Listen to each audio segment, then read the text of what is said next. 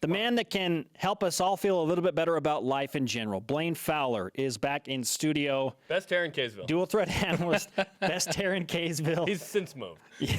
I mean, that was the thing. It wasn't as hard. The pool was smaller in Kaysville. I could have the best hair in Kaysville, and it wasn't that hard. Provo's harder. There's some good hair in Provo. No, I know. There's those Vivid and Qualtrics guys. They're hard to keep up. They have a lot of good hair, those guys do. So it's hard. On that note, Transition out of that. let's talk about basketball. A hairy storyline. Oh, come on. That was bad. Really bad. It's not the worst ever. Blaine, you're calling the game tonight on BYUtv with Dave McCann. What's your biggest storyline going into the BYU-San Francisco matchup tonight? I think I want to see if Eli Bryant can stay at the level that he was at in this last game. 5 of 7 from the field, 17 points.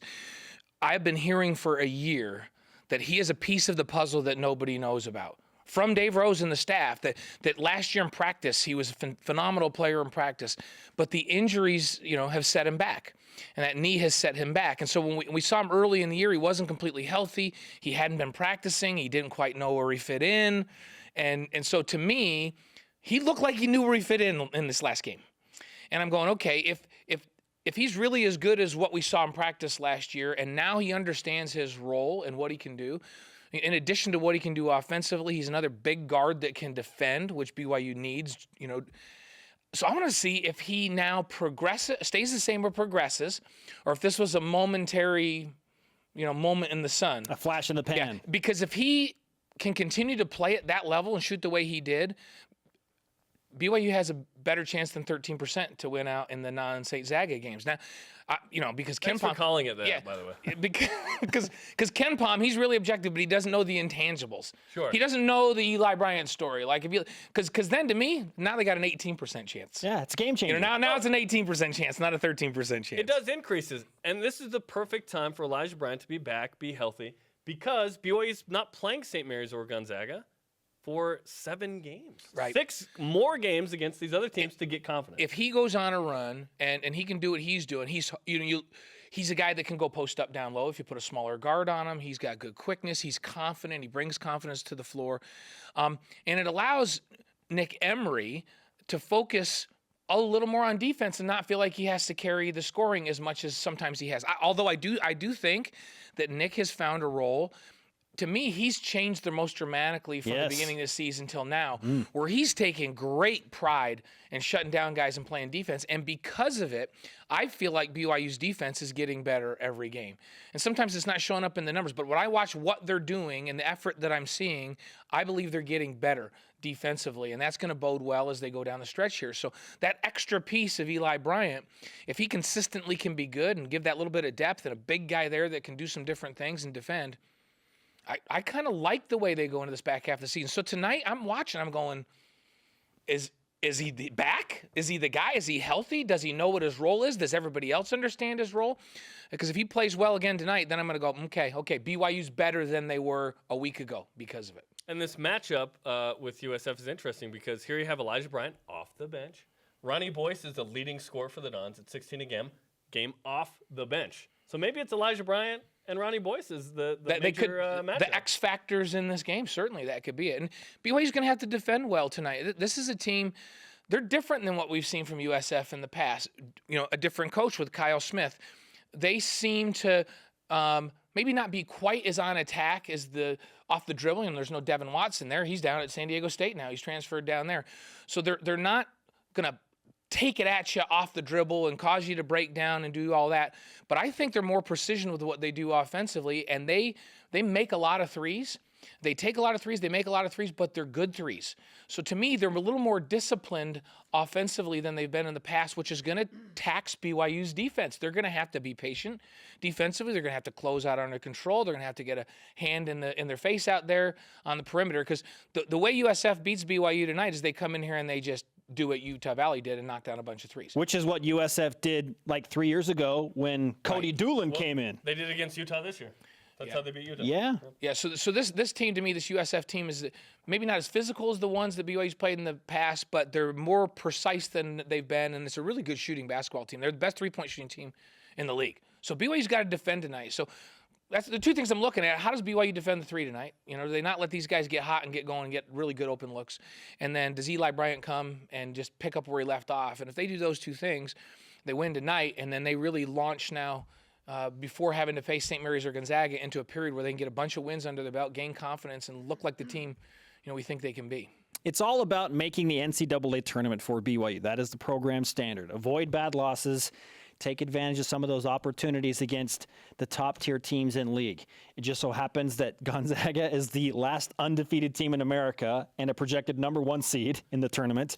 And then St. Mary's, a projected 6 seed, they're a top 20 team. Dave Rose thinks the Cougars are going to have 5 games, maybe more, against those two teams. What does BYU have to do to make the NCAA tournament? I feel like they need to get 2 of those. And so I think they need to split in the regular season with either St. Mary's or Gonzaga. More likely to split with St. Mary's when they get them back here. And then I think they're going to they go win in the semifinals of the tournament. So if we're just talking about what they do against St. Zaga, then I feel like they need to get two of those games this season. Now, there's a chance because, you know, matchups, BYU makes Gonzaga nervous because they haven't backed down to them. They've gone and they've won up there, which nobody does. 2 years in a row.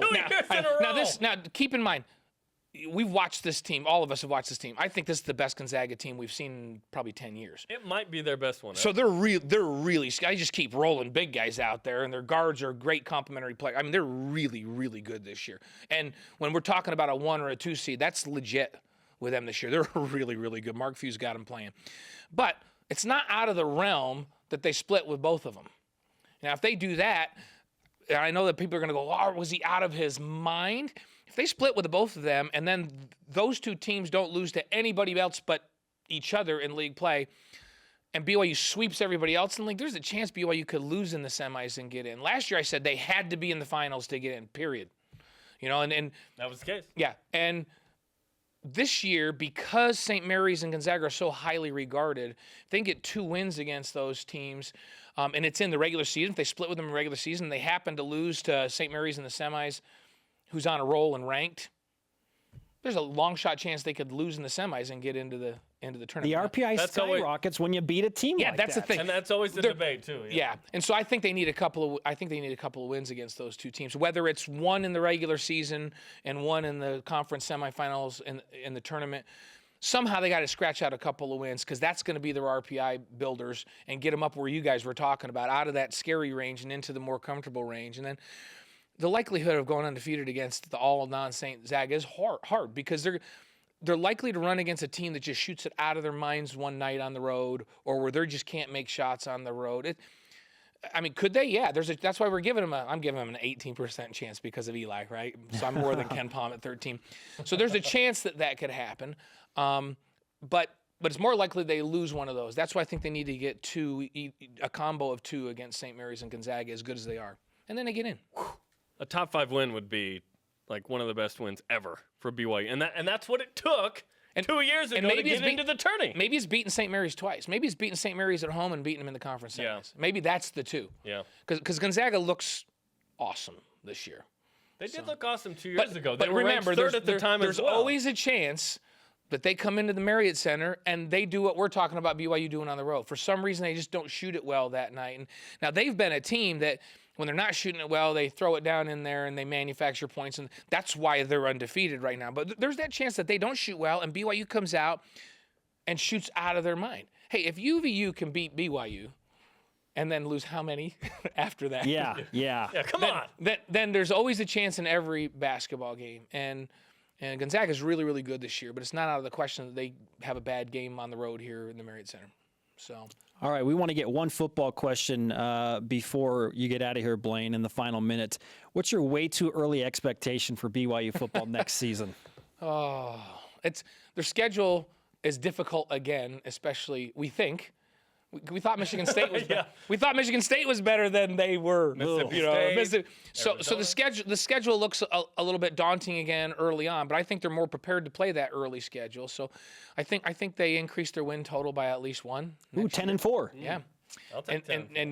Yes, we'll take 10-4 against that. And if everything goes as planned, maybe they increase it by 2 wins, and that would be a really special season with that schedule. But the back end of that schedule, I think they can if they get off to a good start, I think the back end of that schedule they can manage really, really well. And they've got a lot of great pieces coming back. So they're going to throw the ball better next year because they're just going to make that progression and open it up a little bit more because the offensive line is going to be better because they're going to have another year. And I just like what they have coming back on defense. So I think they have a 1 or 2 game increase against another daunting schedule, and we're all going to be pretty pleased next year. Sounds good to me. Blaine Fowler, best hair in Kaysville, competing for the best hair in Provo. It's hard. I just want to be in the top 10 in Provo. You can watch him tonight on BYU TV with Dave McCann. I'll be on the sideline for the call between the Cougars and San Francisco. Thanks, Blaine. You bet, guys.